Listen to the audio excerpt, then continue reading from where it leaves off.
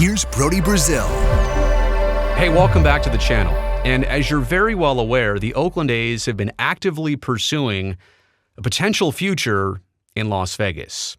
So what I wanted to do here in this video is take a look back at the history of Sin City and how they acquired their professional sports properties. And I don't necessarily mean like how they lured them into town. I'm talking about how exactly did they pay for these venues that the Golden Knights, the Raiders, and eventually F1 will compete and perform at? Like, how did they pay for all of this? How did they get through the part that the A's right now are probably discussing and navigating? There's an interesting history here. Some things have changed over time. I'm actually going to begin in the present with F1, and I'll kind of work my way back through history and across time, all the way back to the Golden Knights.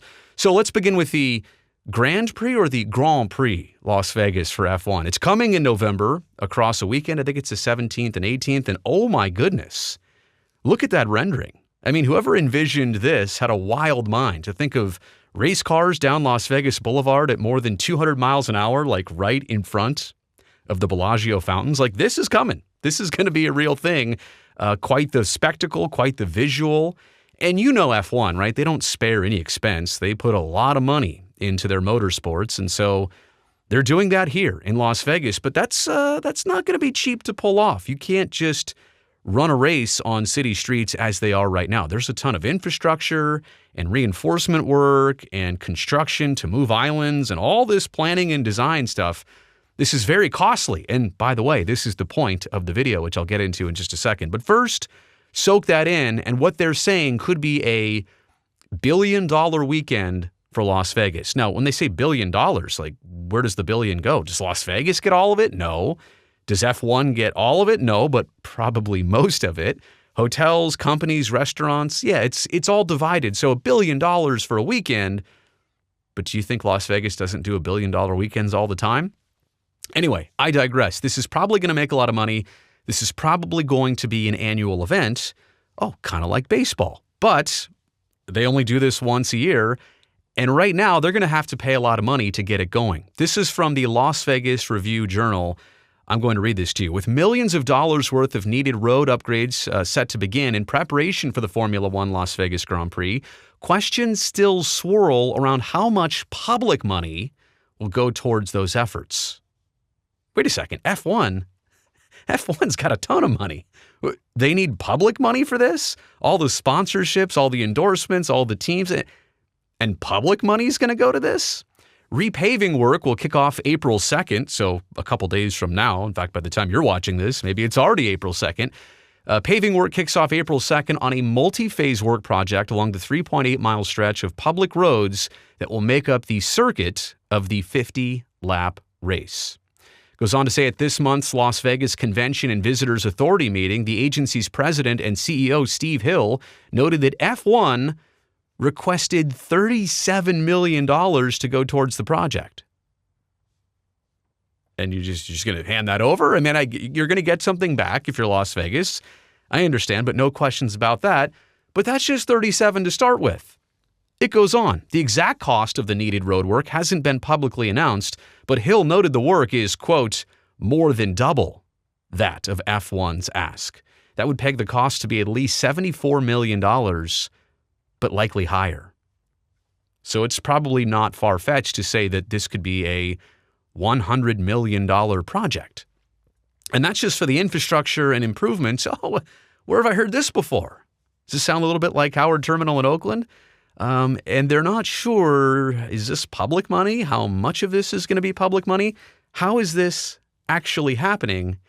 And even the newspaper has no clue where to find out where the money's coming from. At some point, the Clark County Commission will need to discuss and potentially approve any amount of public money that will go toward the project. It could be all $37 million, a portion of that amount, or nothing at all. So, before I pigeonhole them too much, maybe all of this will be handled by F1. Maybe some of it will, maybe none of it will. But the fact that there's not clarity on this, and we're literally moving forward with it within the next 96 hours, Are you serious? That's like starting construction on Howard Terminal, and yeah, we don't really know where the money's going to come from. We'll figure it out. That's what's going on in Las Vegas right now. Okay, let's rewind a couple years to Allegiant Stadium. Oh, the Death Star. There it is. I mean, it is pretty sleek and modern, and it does kind of fit Las Vegas, and it fits the Raiders. It was built over the span of a couple years, the end of 2017 to the beginning or middle of 2020. I don't exactly remember when there was construction. There were a few delays. They had a big beam problem that they had to go back and re-engineer and fix and all that stuff. But it took a couple years for Allegiant Stadium to be built. Obviously, the Raiders had been looking to move for a couple of years. This all got fast-tracked. Next thing you know, Mark Davis and company are down in Las Vegas. The cost of Allegiant Stadium was about $2 billion. So how did they pay for this in retrospect? $750 million, so a little bit more than a third, came from public funding. It came specifically from a county hotel tax. That's what you do, right? In Las Vegas, that's your moneymaker. Add a couple dollars to everybody's hotel bill, and not a big deal maybe for every single guest, but over time, all the guests across all the hotels and across all the years, and you can get $750 million. That's a lot of public money. Now think about it.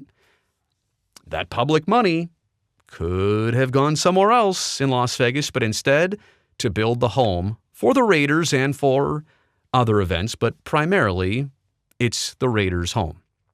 Now, the Raiders also contributed $1.1 billion. Initially, they went into this with some help. Some of that help all kind of backed out midstream.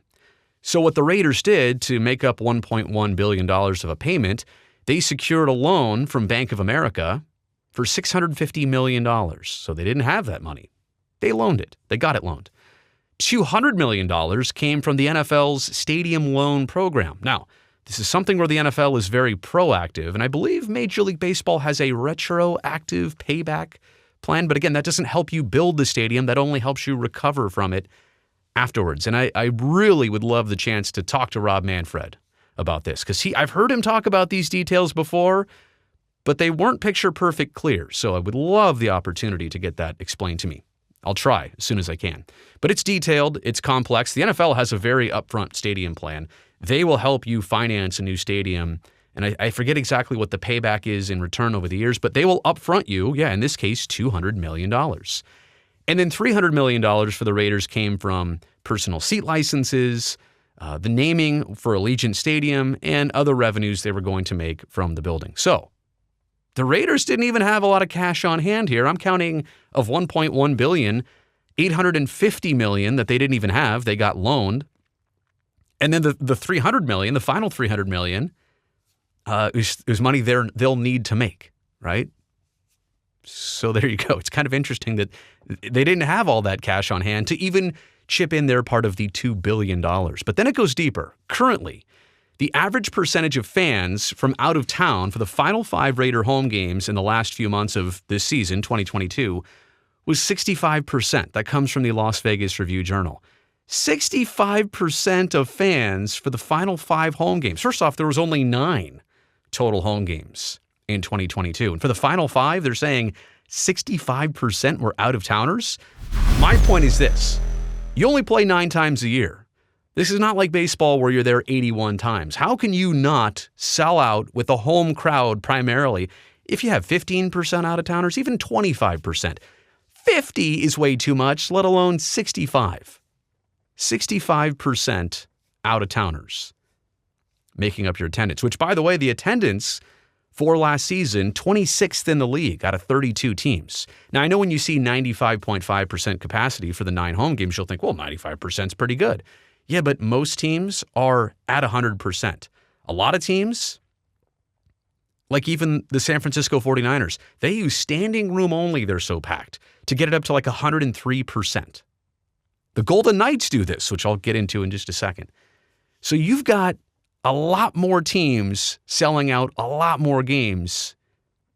The Raiders in their brand new home, in their honeymoon at Allegiant Stadium, can't even do that. And this is for a stadium that was mostly paid for with cash in hand with public money. So maybe, and I want to be clear, so why are people not going to games? Well, the Raiders are obviously struggling. There was the whole Derek Carr situation in the final game, or a couple games, and they basically dismissed him. Also look at the highest average NFL ticket prices. Like, it's one thing for Kansas City, which is the fourth highest, to be at $285, and then you get up into the $350 range really quick, and New England is at $361. But basically from number 1 to 4, you're almost double, with Las Vegas being more than $500 per ticket per game, on average. Meaning that for everybody that's spending $150, there's somebody spending over $1,000. Yeah. It's amazing. But again, that's to kind of explain the attendance situation at Allegiant Stadium. Then there's T-Mobile Arena, as we kind of go even farther back into history here. This was opened in 2016, and it's probably, of everything, I mean, F1 is using the Strip, so it's hard to say that it's a bad location. That's the best location. But this is right off the Strip, right between Park MGM and New York, New York. I mean, it is a very central location. And as of this past hockey season in December, the Golden Knights were averaging 18,027 fans per game. That is 103% of total capacity, selling out plus. And they built T-Mobile Arena with $0 of taxpayer money. And the Golden Knights also paid the NHL a $500 million expansion fee. Now, if I'm pretty sure on this, the Raiders' relocation fee was $380 million, and there were some breaks given by the league and the teams, and they made it easy. The Golden Knights ponied up $500 million and secured all the ways to pay for this building all by themselves. Now, granted, they didn't need a ton of extra work or infrastructure because you're building right on the Strip. So it was pretty much plug and play. Not in a difficult location, a great location, but they paid for it all. Their owner, Bill Foley, told CNBC this, quote, "We can better spend that money." He's talking about the money it took to build T-Mobile Arena. "We can better spend that money on firefighters, teachers, and police. Let's have the best of that opposed to building the big stadium. We had no taxpayer-funded dollars." So go in reverse here and see what happened. A team paid their way in, the Golden Knights. Then along came the Raiders, who got a huge break. And I think there is some reluctance, not only at the local level, but the regional level, the county level, the state level. I don't know that Nevada and Las Vegas are extremely happy with the Allegiant Stadium situation now. And maybe over time, maybe it'll tell a different story. And now F1 is coming in and saying, hey, we're going to need $37 million. Just kidding. It's going to be like $90 million. And nobody knows who exactly is going to pay for it. So that's the situation in Las Vegas. How do you pay for pro sports down there? And I know some people will say, what about the Aviators? What about WNBA? I've only kind of included these three because they necessitate and require like their own new sparkling venue and situation. And obviously I know the Aviators, they moved from Cashman out to Summerlin. So I totally get it. I couldn't include everybody here. I was just trying to make the point and do these three. But hey, let me know what you think about this video, the topics. Thumbs up if you liked it or if it provided you some value. And don't forget to subscribe to the channel so that I can see you here next time.